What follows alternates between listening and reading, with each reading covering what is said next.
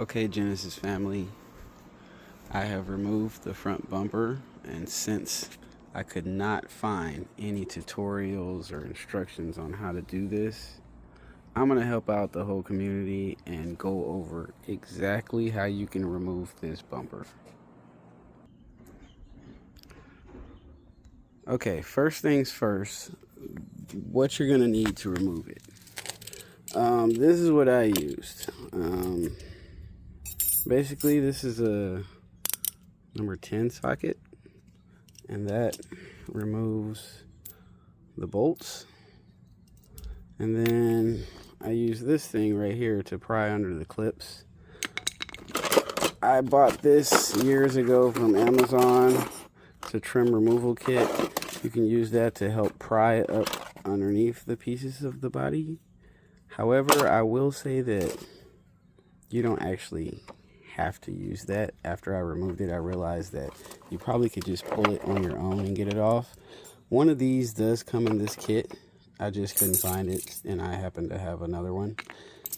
Phillips head screwdriver. I used a drill, but then I used this little piece of metal here, and that was just helping me to wedge under these clips so I can get them pulled up, since the one that I came with that I couldn't find, and this one's a little thicker, but I just used that to get up underneath it. This right here I used to push the middle pin in, because the way to take these out is you push in the middle and it's depressed, and then you can get up underneath it and pull it up and pull out.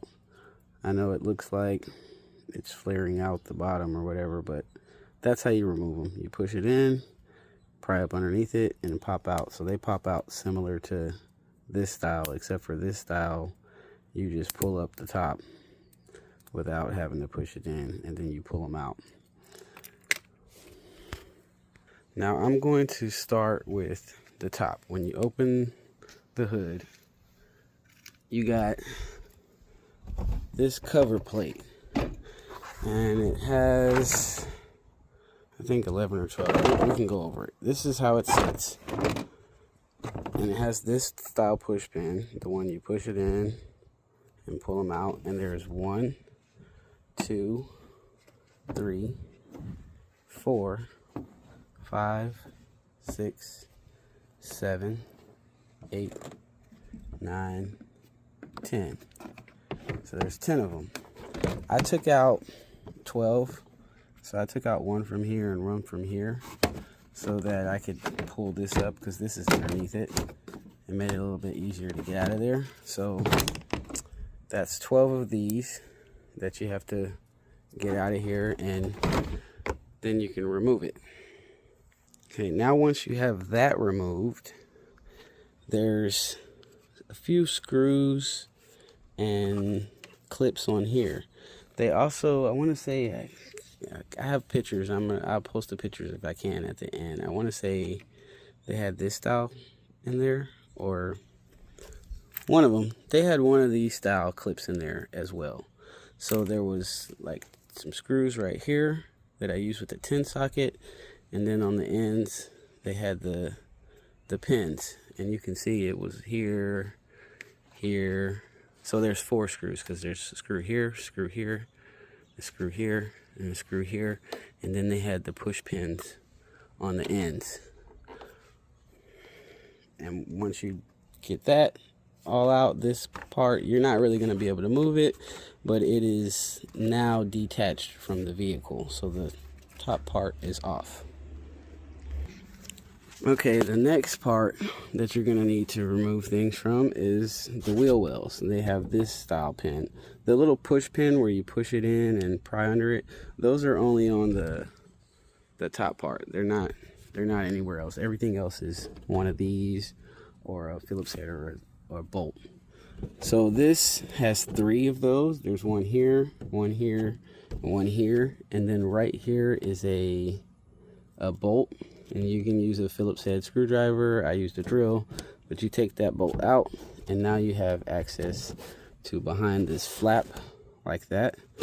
Once you have access behind this flap, there was one more screw that I had to remove, and it's right there. As you can see, So, and that screw right here is holding this panel to that panel. And so yeah, I took those out. So 2 Phillips head screws and 3 of those clips, and you have access. And you're gonna do that obviously on both sides.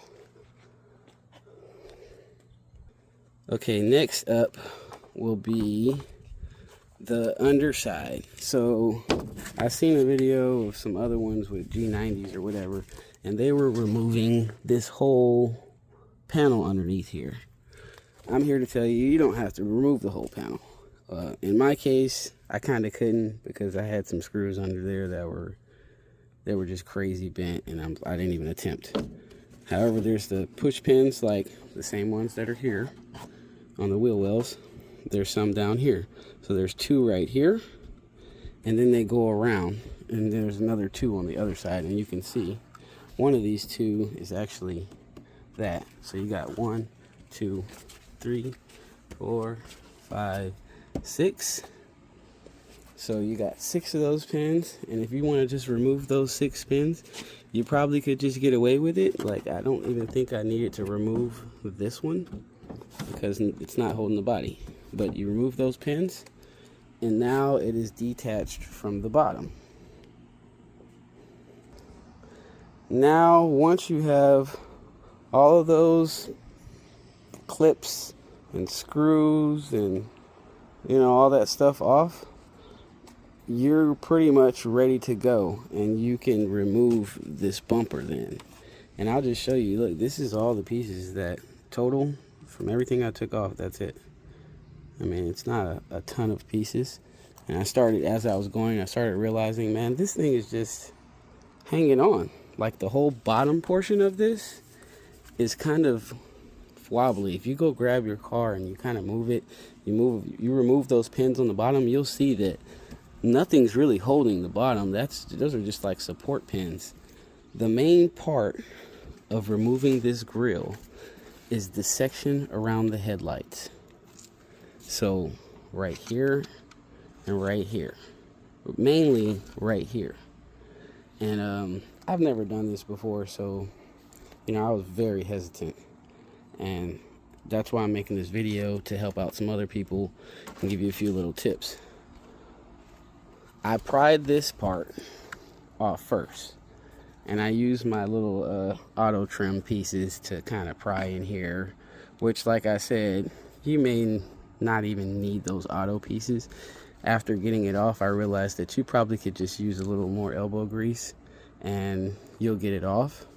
The main thing is trying to not break these clips, because I've seen videos where people are like, you know, you break the clips, you're screwed. And yeah, I don't want to break these clips.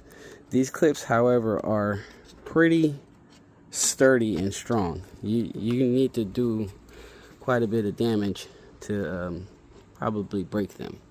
So I was able to pry it off to about right here, and then it started getting a little tough. I started prying with my tool. I kind of didn't get far with trying to do that, but when I grabbed this part and the other side at the same time and just kept tugging on it, it popped out. Once I popped this side out, I went over here, repeated the same thing, which I actually started doing this side first, but same thing. I popped this side out too, and it came off. That was it.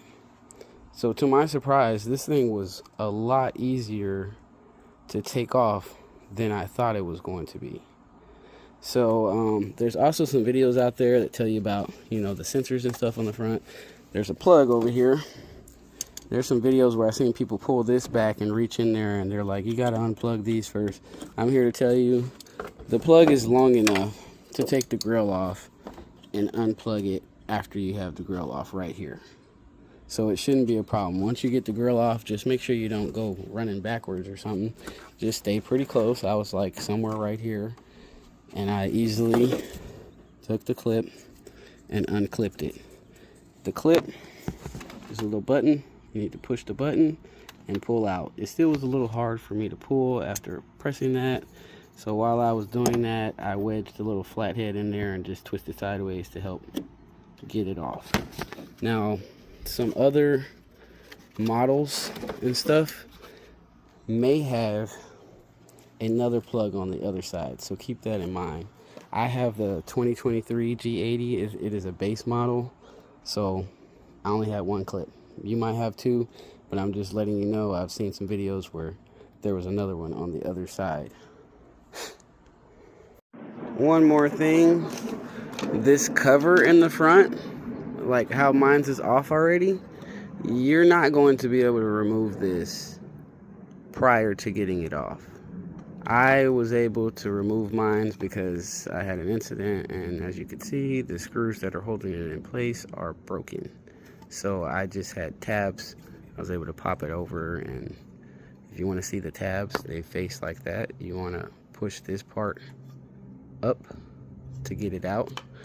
But I have this other grill that I bought when I first bought the vehicle, and since it's off, I think I'm probably gonna put it on. I'm not too sure yet, but my main issue was this. Somebody bumped me and it pushed this back where that screw right here was actually over the air vent, and the active, they're called the active air vent or whatever, and it wouldn't move. So that was a problem.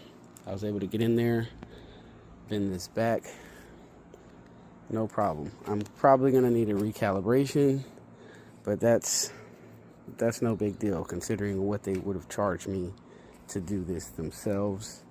And if you're gonna change the grill out, what I was told by a Genesis employee was taking those sensors out and stuff, you're probably going to need a recalibration anyway. There is a chance that you won't need a recalibration, but it's a very small chance. So I need one anyway, so I'm thinking I might as well get it off there and try it out. That'll be up next. I'm also thinking about putting some lights in here or something since it's all open, but I'm going to show the video after this. It's going to have pictures of all this stuff before I took it off. And then there'll be a video of me pulling out the sides and getting the grill off. So you'll kind of get an idea of how hard it is or how easy it is to actually pry it away from the car. Alright, thank you for watching. Give me a thumbs up. I'm the first G80 instruction manual on how to remove this thing, which I'm very shocked and surprised, but that's it.